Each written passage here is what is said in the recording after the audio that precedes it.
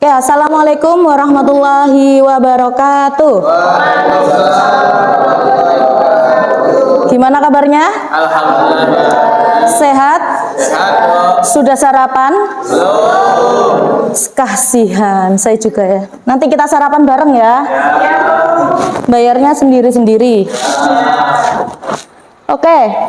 Sebelum kita mulai perkuliahan pada hari ini, marilah kita berdoa bersama-sama agar perkuliahan hari ini bisa mendatangkan kebaikan untuk kita semua. Berdoa dimulai. Selesai. Oke, baik, sebelum memulai perkuliahan saya absen dulu ya. Dian, Dewi, Novia, Keyun, Khairul Anam, kayaknya lapar. Rizky, Tiara, Abdullah, Rohit, Vicky, Sabili Jundi. Oke, masuk semua ya. Rajin-rajin ya kelasnya. Oke, baik, hari ini kita akan belajar fikih mawaris. Ini pertemuan keempat ya. Kemarin kita belajar tentang pengertian fikih mawaris, dasar hukum fikih mawaris, dan juga sebab-sebab kewarisan.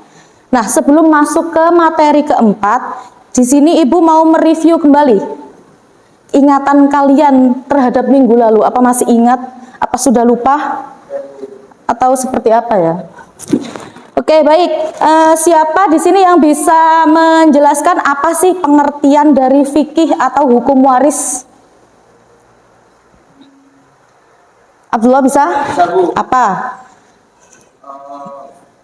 Tahunya saya dasar hukumnya, Bu. Lah, pengertian dulu. Pengetahuan dulu. Oke. Fikih hukum waris. Hukum mengenai soal waris, Bu. Oke, hukum mengenai soal waris. Ada yang lebih spesifik lagi nggak? Apa sih hukum waris itu? Hukum yang ngatur apa sih? Hitung-hitungan. Hitung-hitungan. Ada lagi nggak? Apa yang kalian ketahui hukum waris yang kemarin? Pilih. Menjelaskan tentang pembagian Harta pada keturunan secara hisab. Oke, hukum yang mengatur tentang peralihan atau pembagian harta peninggalan orang yang sudah meninggal kepada ahli warisnya, gitu ya. Oke, sekarang ada yang bisa menyebutkan nggak di ayat berapa aja sih dasar hukum waris dalam Al-Quran itu? Nah, saya tahu, Bu. Waduh, sangar nemen. Ayat berapa? Ayat 11 sampai 12, Bu. Ayat 11 dan 12 surat An-Nisa. Ada lagi nggak yang bisa menyebutkan lebih lengkap? Lengkap terbagian. Waduh. Oke. Untuk pembagiannya itu ada di Quran Surah An-Nisa 11 sampai 12 dan 172. Oke. Itu tentang pembagiannya. Dan untuk pembagian yang lainnya seperti warisan anak angkat ada di surah Al-Ahzab. Oke, jadi inti dari dasar hukum waris pembagiannya itu ada di surat An-Nisa ayat 11, 12 dan 172. Tapi untuk ketentuan-ketentuan lainnya itu ada di banyak surat, salah satunya surat Al-Ahzab. Oke. Yang terakhir lupa saya. Siapa yang bisa menyebutkan sebab-sebab kewarisan dalam hukum Islam? Oke, boleh. Ada nasab, terus pernikahan dan memerdekakan budak. Oke, jadi sebab kewarisan dalam Islam ada 3, yaitu karena nasab, kemudian pernikahan, dan yang terakhir memerdekakan budak. Oke, good job untuk kita semua. Kalian masih ingat. Selanjutnya ya, materi keempat. Hari ini kita akan belajar tentang rukun syarat kewarisan, sebab kewarisan, penghalang kewarisan, dan juga hak-hak dalam harta waris.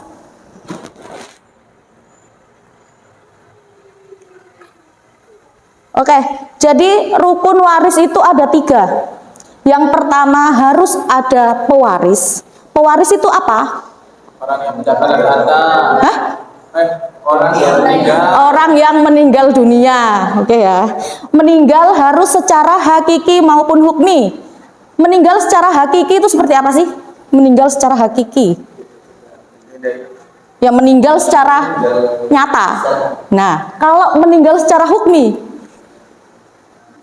Apa yang hilang atas hukum meninggal? nah, meninggal karena ketetapan hakim, mungkin ada orang hilang, nggak balik-balik, kemudian ditetapkan sama hakim orang ini meninggal dapat surat kematian, itu namanya meninggal secara hukmi. Oke, rukun waris yang kedua adalah ahli waris, yaitu orang yang mendapat warisan. Kemudian yang ketiga, harta waris itu penting ya. Kalau ada pewaris, ada ahli waris, nggak ada harta waris, ya nggak ada yang dibagi. Oke. Next.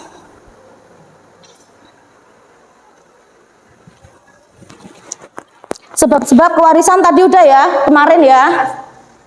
Kenasab, perkawinan, dan memerdekakan budak. Oke. Selanjutnya penghalang kewarisan.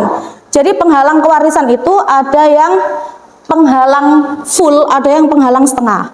Penghalang full itu seperti dia melakukan hal-hal yang memang kayak di blacklist dari ahli waris. Kalau penghalang setengah, misalnya seorang istri kalau nggak punya anak dia akan dapat 1/4. Tapi kalau punya anak dia kehalang setengah, jadi dapat 1/8. Nah, untuk lebih rincinya, selanjutnya, nah, penghalang kewarisan secara full ini, yang satu adalah perbudakan. Budak tidak dapat menerima warisan dari pewarisnya maupun diwarisi oleh keluarganya. Kenapa? Karena terhalang. Karena terhalang ya mesti, ini penghalang kewarisan. Mengapa kok budak nggak bisa mewarisi dan diwarisi? Karena budak itu milik tuan. Nah, karena budak sendiri aja milik tuan, ya kan? Jadi dia nggak punya hak untuk harta benda atau untuk menjadi manusia kasarannya itu. Oke, selanjutnya. Ini dasarnya ya, ada surat An-Nahl dan hadis Bukhari Muslim. Selanjutnya karena pembunuhan, jadi ahli waris yang membunuh pewarisnya, dia tidak berhak mendapat warisan. Itu ya, bukan asal kamu membunuh temenmu, terus kamu nggak bisa dapat warisan, ya enggak. Jadi hanya ahli waris yang membunuh pewarisnya. Kenapa? Ada kaidah fikih ini. Barang siapa yang menyegarkan sesuatu, maka dia akan terhalang mendapatkan sesuatu itu. Takutnya ada orang pengen dapat warisan, dia membunuh pewarisnya bendang oleh gitu ya. Jadi itu tidak bisa dapat warisan. Oke.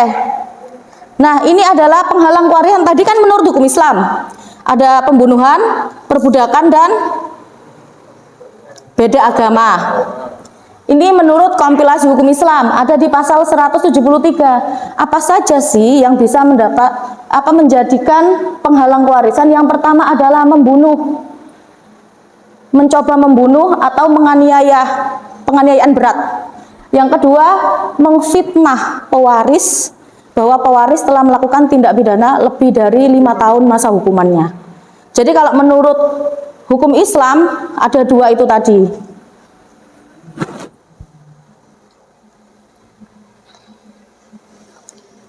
Nah, di pasal 171 itu ada tentang pengertian ahli waris, berbeda agama, tapi tidak secara langsung ditaruh di pasal penghalang kewarisan ya. Oke, terakhir, hak-hak apa aja yang menyangkut harta peninggalan? Yang pertama adalah kepentingan mayat sendiri. Jadi ketika seseorang meninggal dunia, harta peninggalannya itu bukan langsung jadi harta waris, tapi harus digunakan untuk kepentingan mayat dulu. Jangan langsung dibagi mayatnya di apa? Nggak diurus ya kan? Jahat sekali itu. Yang kedua adalah menyangkut kepentingan kreditur. Apa itu? Hutang. Jadi harus dibayarkan dulu hutangnya. Kemudian yang mendapat wasiat itu juga harus ditunaikan dahulu. Baru yang terakhir adalah harta waris untuk ahli waris. Kayak gitu ya. Oke, udah selesai. Nah, dari materi ini teman-teman ada yang mau ditanyakan nggak? Ada menurut saya ingin bertanya. Oke, silakan. Nah, tadi kan sudah dijelaskan tentang pembunuhan ya Bu. Ya. Jadi pembunuhan yang seperti apa yang bisa menghalangi seseorang itu mendapatkan kewarisan? Oke, pembunuhan yang seperti apa yang bisa menyebabkan seseorang tidak bisa dapat warisan gitu ya. Jadi kita tahu kalau pembunuhan itu dibagi menjadi 3, sengaja, semi sengaja, dan tidak disengaja. Lah menurut kalian sendiri dulu deh, pembunuhan yang seperti apa sih yang bisa menghalangi seseorang dapat warisan? Yang sengaja. Kenapa coba? Karena kalau di dalam hukum lain, saya belajar hukum pidana itu Ya. harus ada unsur-unsur. Nah, kalau tidak sengaja berarti tidak ada unsur niat membunuh. Oh, oke. Menurut Mas Sabili, yang disengaja aja Bu yang bisa dapat menghalang kewarisan karena unsur niat pembunuhannya itu ada, yang lain kan nggak ada. Oke, ada yang punya pendapat lain nggak? Saya Bu, Oke, selalu ya bertengkar ya. saya tidak berdebat, tidak bersepakat Bu. Oke, apa? Mas Abdullah. Kalau misalnya penggunaan sengaja saja, tidak sengaja itu tidak dihukum. Bagaimana di zaman sekarang ketika memanipulasi berbagai pembunuhan? Contoh saya melakukan rencana untuk membunuh orang tua, lalu secara pokoknya amplihnya ini orang apa sih Seakan-akan tidak sengaja, bagaimana? oh ya gitu ya. Jadi Mas Sabili bilangnya sengaja karena harus ada niat. Yang Mas Abdullah semua pembunuhan tuh termasuk karena siapa yang tahu niatnya, ngono kan? Karena bisa aja dimanipulasi. Nah, di jumhur ulama itu punya pendapat 2. Yang pertama pendapat jumhur. Jumhur mengatakan kalau seluruh pembunuhan entah disengaja, tidak disengaja, semi sengaja, semua menghalang kewarisan. Karena tadi nggak ada yang tahu niat dari pembunuh. Bisa aja pewarisku meninggal karena kepleset, nggak sengaja kan? Dia ngepel ahli warisnya terus kepleset. Oh ternyata ngepelnya dikasih oli. Nah padahal sengaja ya, kan nggak ada yang tahu niat. Nah tapi pendapat Imam Malik berpendapat kalau hanya pembunuhan sengaja dan semi sengaja. Karena apa? Karena tergantung niatnya tadi. Kalau tidak disengaja terus menghalang kewarisan kan kasihan ahli warisnya. Nah seperti itu. Oke, ada pertanyaan lagi nggak? Tidak ada Bu. Tidak ada? Oke, sekarang saya punya 2 kertas ya. Banyak sih sebenarnya, tapi saya kasih 2 kertas aja. Kalian bagi kelompok 2. Silakan cepat yuk. Bagi kelompok 2. Nanti setiap kelompok itu berdiskusi apa yang sudah difahami oleh kelompok tersebut dan apa yang belum difahami oleh kelompok tersebut gitu. Cukup satu hal aja difahami dan tidak difahami. Oke, udah semua? Hasil diskusinya udah selesai? Sudah Pak. Pak Tabu. Oke, sekarang kita disilangkan kertasnya. Hasil dari diskusi kelompok sini dikasihkan ke kelompok 2 dan sebaliknya. Oke, silakan dibaca. Kemudian yang tidak diketahui oleh kelompok masing-masing itu dijawab oleh kelompok yang satunya. Dibaca untuk didiskusikan terlebih dahulu ya. Pre-memory ya. Oke, silakan kelompok Mas Abdul. Apa yang diketahui oleh kelompok siapa ya? Mas Sabili. Mas Sabili, ini benar ya. Sebelum dibagikan hutang ahli waris harus dilunasi menggunakan harta peninggalan pewaris. Oke, yang tidak diketahui oleh kelompok B.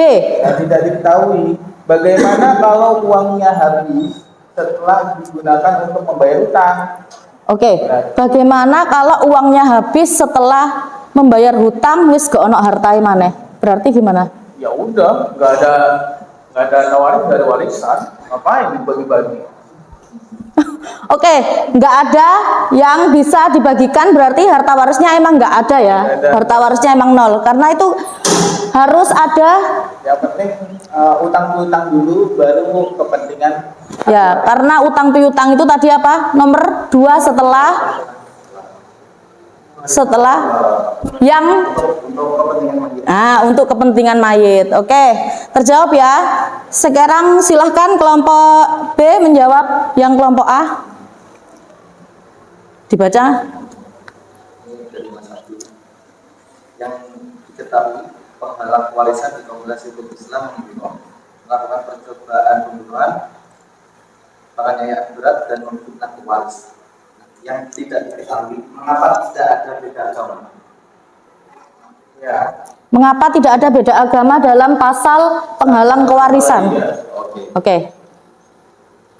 Kemudian, jadi apakah beda agama itu bisa dapat warisan? Ya. Beda agama itu sudah secara jelas dicantumkan dalam pasal itu tadi. Dalam pasal penghalang warisan tadi memang nggak disebutin. Tapi dalam pengertian ahli waris dijelaskan bahwa salah satu syarat ahli waris itu adalah beragama Islam. If you not Islam, you can kalau nggak ada warisan. Oke. Nggak usah dijelasin, udah jelas. Gimana? Oh gitu. Iya. Oke, semua clear? Pertanyaan dari kelompok A dan B? Oke, silakan kembali ke tempatnya masing-masing. Baik, alhamdulillah ya, pertemuan pada hari ini berjalan dengan lancar. Semoga bermanfaat untuk kita semua. Saya ingatkan kembali untuk minggu depan tugas kalian adalah meresum pertemuan hari ini, karena untuk review minggu depan, dan untuk kelompok 1 yang telah ditugaskan mulai melakukan presentasi kelompok ya. Baik, Bu. Oke, baik, sebelum kita menutup perkuliahan pada hari ini, mari kita berdoa bersama-sama. Berdoa dimulai. Selesai. Oke, assalamualaikum warahmatullahi wabarakatuh. Waalaikumsalam warahmatullahi wabarakatuh.